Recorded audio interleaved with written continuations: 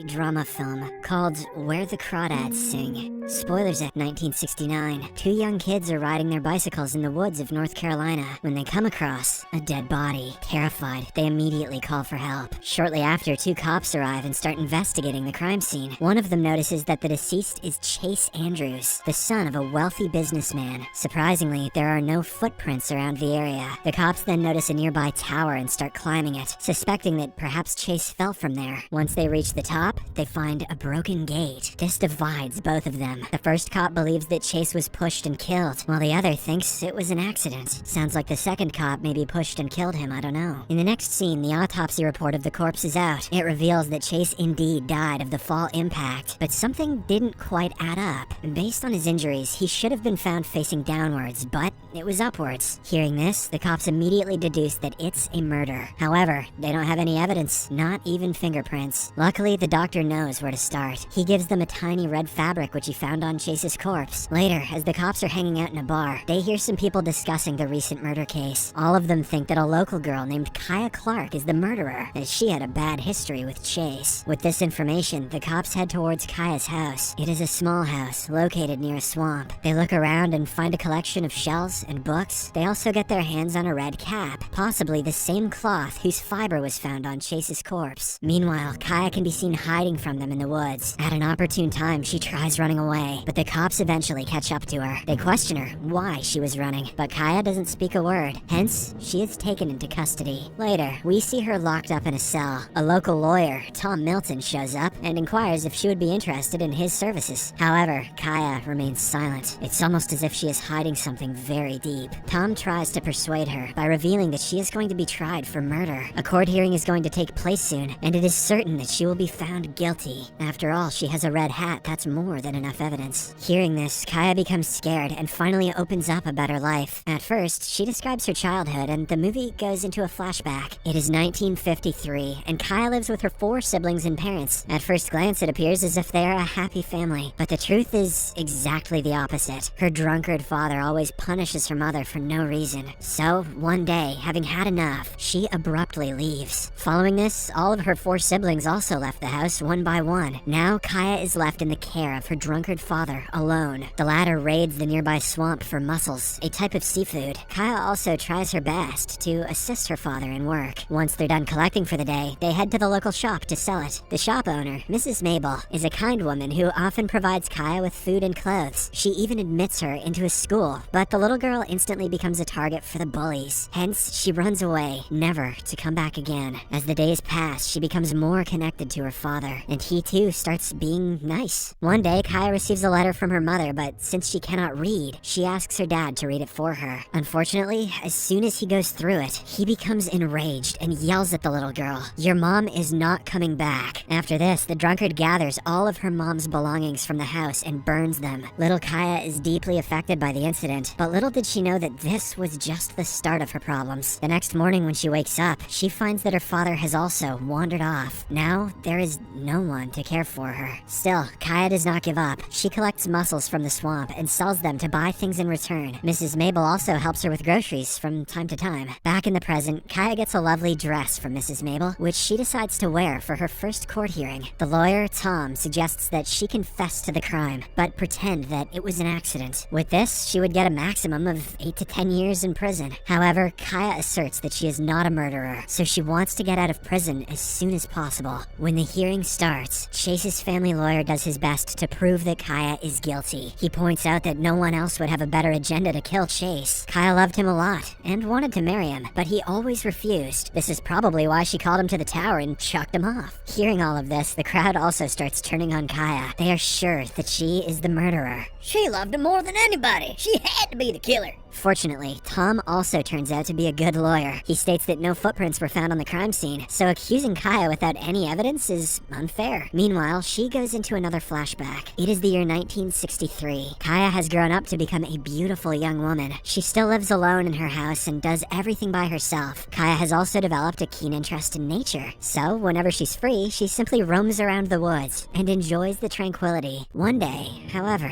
someone leaves a beautiful feather for her. The next day, she receives another one. By the end of the week, Kaya has received several of these feathers, and also letters. Somebody's out there killing birds somewhere. Then, one evening, a guy named Tate Walker approaches her and reveals that he is the one who has been sending those presents. He inquires if she read the letters, and in a sad voice, Kaya replies, "I can't read." Thankfully, Tate is a nice guy who is always ready to help. He starts giving Kaya lessons on how to read and write. For the first few days, they meet in the woods and practice writing. Then, when Kaya becomes comfortable enough, she takes Tate home and asks him to teach whatever he can. Slowly but steadily, the smile on Kaya's face returns, and the bond between the two deepens. In the next scene, we get to know that Tate is an ambitious student who wants to get admitted to a top university. He has applied to a few and is awaiting results. One day, he asks Kaya if she would like to go to the city with him, but she declines. Kaya, who has spent all her life in the swamp, thinks that she doesn't belong in the city. Tate knows that she is not going to change her mind, so he gives up. Oh man, I'll never be as cool as the swamps. Some months pass by, and the two have now become a couple. They often make out in the woods and go for walks. One day, things get so romantic between them that they almost end up having intercourse. However, at the last second, Tate backs out, saying he doesn't want to harm her in any way. He fears impregnating her. I guess they've never heard of condoms out there in the swamp. The following day, Tate finally hears the news that he had been longing for. He is accepted into Dartmouth, his dream college. He immediately goes to share the good news with Kaya, but instead of being happy, she becomes upset. Tate mentions that he wants to do something with his life, and that going to Dartmouth is a once-in-a-lifetime opportunity for him. However, Kaya, who has never studied in school, thinks that it is a waste of time and money. She then runs away, saying, All boys are the same. For some days, they remain distant from one another. But on the final night before he leaves, Tate visits Kaya at her home and spends some quality time with her. The next morning, he explains that she knows literally everything that there is to know about the fauna and flora of the place. So, Tate provides her a list of publishers, saying she should write a book and send it to them. Kaya thanks him for this and asks if their relationship is over. In response, Tate promises that he will meet her on the 4th of July. With him gone, Kaya returns back to her monotonous life. However, now she has something to keep her occupied. As suggested by Tate, she has started writing books about the animals and plants of the region. A few months pass by and it's finally the 4th of July. Kaya arrives at the beach early in the morning to welcome Tate back. Unfortunately, even after hours of waiting, he doesn't show up. Kaya breaks down in tears, thinking that he has left her for someone else. Back in the present, the cop who initially investigated the case is called up to the court. Without further ado, he starts taking Chase's side and explains that there were no fingerprints or footmarks on or near the corpse. He believes someone erased them, cleverly. Tom counters by mentioning that the prints might have been erased to high tides, which are very frequent in the area. He then whips out a petition dating a year back, which writes that the tower is severely damaged. Anyone climbing it is risking their own lives. Hearing this, the entire crowd gets confused, and the case swings in Kaya's favor. Following this, the movie again cuts back to the past, this time to the year 1968. It has been several years since Tate left, so Kaya has already gotten over him. One day, she finds some government officials checking out her house. When she inquires with Mrs. Mabel about it, the latter replies that they are developers who are acquiring land to build hotels. This shocks Kaya, as she cannot even think of leaving the house. Hence, she gathers all the necessary paperwork of her house and submits it to the developer. It reveals that she is indeed the owner. But there is one problem. Kaya will have to pay off the pending tax, which amounts to around $800. Since she cannot earn this by selling shells, Kaya reverts to writing. After weeks of hard work, she finally finishes a book and sends it off to all the publishers from Tate's Lift. One day, while at the beach, Kaya meets a handsome young man, Chase. They clearly notice each other but don't talk. However, the next day, when they meet again, Chase confidently asks her out on a date. Kaya, who hasn't been in a relationship for years, says yes immediately. In this way, the two kickstart a relationship and begin spending most of their days together. The smile on Kaya's face also starts to reappear. One day, she gets a reply from one of the publishers saying they are ready to print some copies of her book. The news elates Kaya, and when she shares it with Chase, he suddenly asks her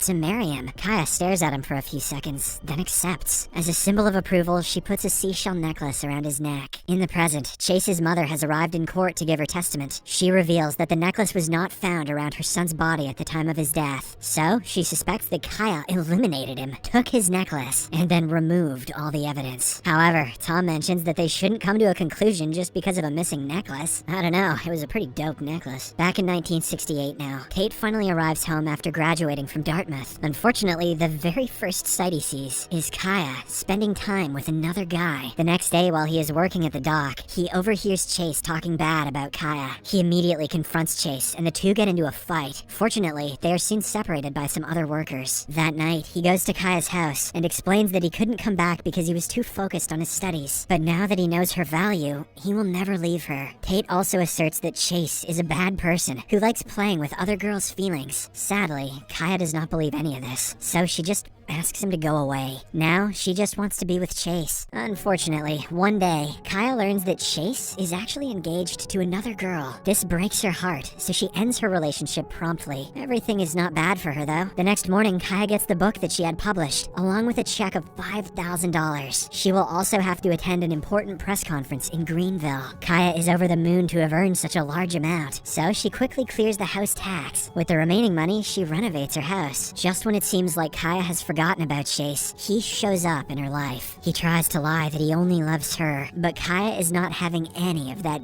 BS. She asks him to go away from her life, but Chase instead tries to force himself on her. When nothing works, she smashes him in the head with a rock. Before leaving, Kaya warns Chase not to bother her again, or else she will kill him. In the following days, she mostly stays hidden so as not to be seen by Chase. Finally, after a week, she heads to Greenville and attends the press conference. Back in the present, Tom tries to prove that Chase wasn't in the city when the murder took place. In fact, she was in Greenville, attending a press conference. Tom asserts that it is nearly impossible to board a bus home, kill a guy, wipe out all the evidence, and then return. At last, before concluding his speech, he just mentions that justice should be served. After a few hours, the judge finally comes to a decision. He says, not guilty. He also apologizes to Kaya for all the accusations and the time she spent in jail. In the next scene, Kaya reconciles with Tate, and the two get married. They start living happily in the swamp, doing the same work that they used to. After more than 50 years, Kaya passes away in her favorite boat. In the final scene, as Tate is going through his late wife's belongings, he comes across one of her older books. In it, a chapter reads, "Sometimes for the prey to live, the predator must die." After that, Thanks for watching. Please click like and subscribe. Please support my channel. Have a nice day.